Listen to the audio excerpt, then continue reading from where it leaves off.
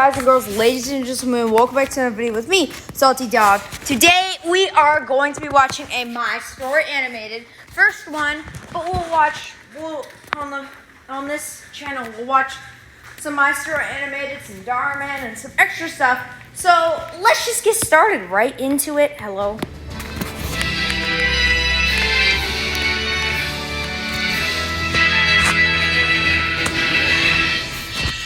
Kick Dad's car again and again. I hate them. I hate them so much. Ugh. They just love making me miserable. They make fun of me. They're mean to me. They think I'm not special. But I'll find out what makes me special one day. Everyone will love me, and they'll see. Hi, I'm Betty, and I hate my family. I'm the youngest child, and I have a mean older sister, Emily. My parents never wanted me, and they never failed to let me know that. Ah, man, I told you we shouldn't have kept the baby. Just look at her. She's so ugly. I'm not taking that thing in my house. That's what my dad said when I was born. And my mom replied, "Oh, shut up. Stop being so dramatic. She can be useful in the house." On my 10th birthday, I asked my mom why they don't celebrate my birthday like they do Emily's. "Oh, don't you know? We didn't plan for you, and we don't want you. Also, we look like a royal family, and just look at you. You look like a maid." I couldn't believe what I was hearing. But she wasn't finished. "I think it's time you start earning your keep in this house. Starting tomorrow, you're doing all the house chores. Since you're old enough to ask for a birthday party, you're old enough to work." I knew I wasn't beautiful like Emily. I think I wasn't really beautiful at all, but something down in my soul told me that I'm special in some way. Not bragging, but... Okay, let's just say this. Excuse me, Mom. Did you just call me ugly, first of all? And second of all, you can't be talking about ugly with that freaking bun. Who knows what was in it? And second of all, you shouldn't even be talking about anybody like this because... either I'm adopted or you just hate me for no reason. And once I'm successful, you'll be begging for my money. And then when you want it and I say no, you're going to be like, "Listen here, Missy."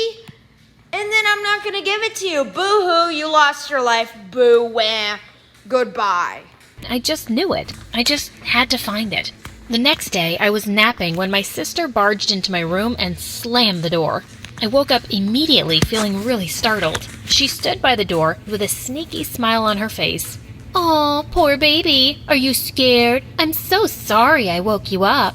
I was so angry. I knew she wasn't sorry. She got a thrill out of making me miserable. She was always trying to embarrass me at school, too. One morning, while I was getting ready for school, she entered my room with Is this little baby sister over here or big sister just jealous of you? Because she wants to be hated or something? I don't know. She just wants to be so popular. And in reality, she realizes there's no such thing as popularity. Popularity only spreads to the people who are successful and only care about education, not by popularity.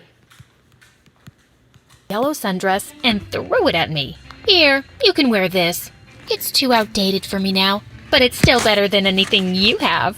I knew immediately that she gave me that dress because she wanted to humiliate me. "Sure," I replied. So I changed some things about the dress to make it more fashionable, and then I paired it with black boots. When I walked into class, everyone was staring at me. I could tell they were impressed by my outfit and sense of fashion. I was so happy. After class, when Emily saw me in the hall, she looked shocked and horrified. "How dare you do that to my dress?" "Excuse me, ma'am. It's now my dress.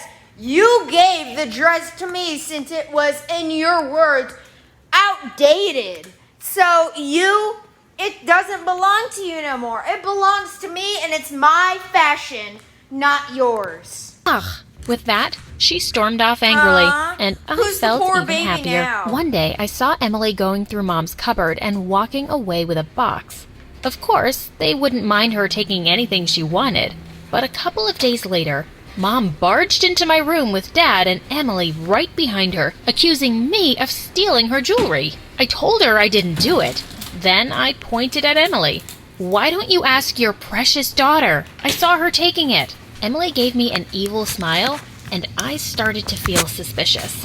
Emily would never do that. I'm going to search your room, and if I find it, girl, you'll wish you were never born. What an irony. She searched my room and found the jewelry.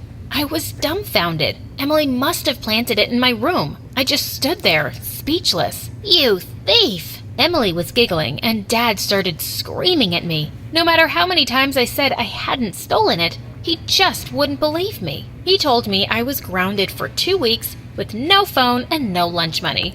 As if that wasn't bad enough. Oh well, like no phone. But parents, you're taking it too far. No lunch money? What am I supposed to eat for lunch? What? Am I supposed to eat your guys' attitude because you won't even shut your big mouths because you just hate me for no reason whatsoever? And poor baby big sister over here can't get over that she's jealous that she gave the dress to her sister and she made a fashion out of it. And poor baby Emily got her way, or whatever her name is. He said I had to clean the house from top to bottom. I looked at my dad with hatred. He pampered my mom and Emily, but treated me like dirt. I couldn't take it anymore, so I screamed at them. I hate you! I hate you guys! They looked shocked because I'd never stood up to them before. Just you watch. I'll find what makes me special, and people will love me for it. I stormed out of the room and ran outside to my dad's car and kicked it. It felt good. A week after that, I was looking for my math assignment everywhere. I asked Emily if she had taken it, but she said no. Of course, I didn't trust her, so I waited till she went out with her friends, and then I sneaked into her room. I wasn't surprised when I found it under her bed next to her iPod. I decided to take that too. That's when I discovered my love for music. Whenever I was upset and wanted to escape my family, I would go into my room and listen to songs on the iPod. I would sing along and it would really calm me down. One day in the cafeteria, I was walking to a table when Emily suddenly threw something on the floor. Before I could stop myself, I had stepped on a banana peel and I slipped, with my lunch flying everywhere. I heard someone say, "What a clumsy fool." I was so embarrassed, I just ran out of there.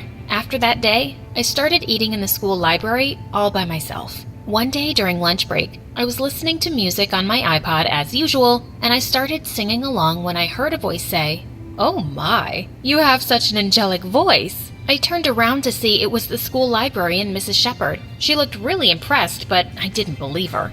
"Thank you, but I don't think there's anything special about my voice." She told me to sing it again, and this time, she recorded it on her phone. I'd never thought about that. She played it back, and I heard the most beautiful tone. At that moment, I realized I'd discovered my gift. I was so ecstatic. I hugged her and said, "Thank you so much. I've wanted to have something special my whole life, and you've made me realize what it is." I rushed home to tell my family about my singing ability. They just stared at me for a moment, and then burst out laughing.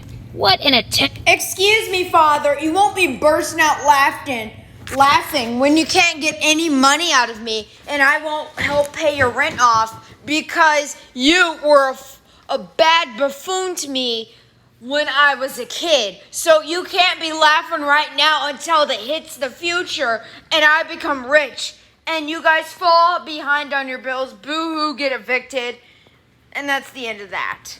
Attention seeker you are, Betty. Just stop making stuff up. You're never gonna be anyone special.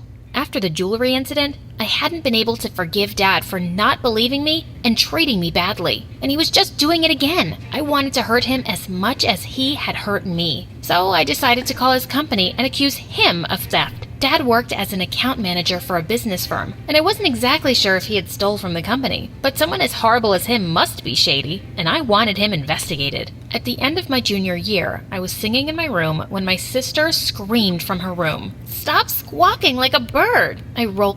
Oh, you're just jealous because I sound better than you any day of my life, aren't you, sister Emily? My eyes and yelled, "You would know since you screech like one." Just then there was a knock at our main door. I ran to open it and found 2 male cops standing there. One of them asked, "Is this the Blackwell residence?" Everyone was in the hall by now, and the cops walked straight over to Dad and said he was under arrest for embezzlement. The company he worked for had discovered that he had been moving their money to an offshore account. Before the cops left, they asked me how I knew my dad was stealing money. I told them I had my suspicions. My family couldn't believe what they were hearing. Dad started screaming at me. "You ungrateful." Who's really ungrateful here? Me, because I have a great singing talent and you can't admit it, or the person who didn't want me to be born? In reality, you're the ungrateful one and you always will be. So, Girl, you called the cops on me. I hate you. I Good for can't you. believe you. I should have listened to your father when he said we shouldn't keep you. My sister could only scream and cry. I couldn't care less. After Dad was sentenced to jail, we became the talk of the town and everyone looked at us with contempt. Mom decided to move us to a small town where we could start afresh. I was so excited us? Excuse me, ma'am. If you don't want me, then go leave me. I can be a pop star or whatever star I want to be without you. because I didn't really have friends in school because my sister had made everyone think I was a loser. The day we moved to our new house, my mom said, "Don't get yourself too excited, young lady. You'll have to fend for yourself now that you've sent your In reality, who's the loser? The one who can literally sing like an angel, or the one who sings like a screeching goat? No offense to any goats. Actually, a screeching door that screams really loud. We'll find out. away. I'm no longer responsible for you. You should be grateful I haven't disowned you." I rolled my eyes. I don't expect anything less. The next day, I started looking for a job, and I eventually found one in a small antique store as a salesperson. When I was walking back home, I heard someone singing, and I traced the voice to a guy in the park. He sounded beautiful.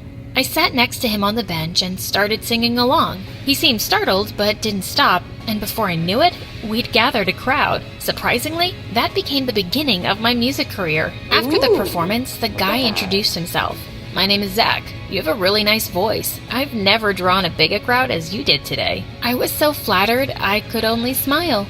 That night, I went home with a skip in my step. Mom noticed my smiley face and asked if I'd gotten a job. I couldn't help spilling out the reason for my excitement, but Mom just rolled her eyes and Emily nastily said, "The townspeople must be deaf, and I'm sure this Zach guy is better than you.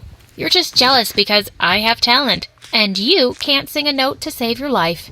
She looked like she wanted to strike me dead, and that made look my at that. day. That's what the jealous next day, people as I was always working do. at the antique store, I started singing when I thought I was all alone. Just then, the owner came out of the back room. "You have a great singing voice. You should meet my son. He loves to sing too." I was surprised to hear that, but I said I would love to meet him. He called his son, and I couldn't believe my eyes when I saw Zach. We both laughed, then told his dad how we had already met once before.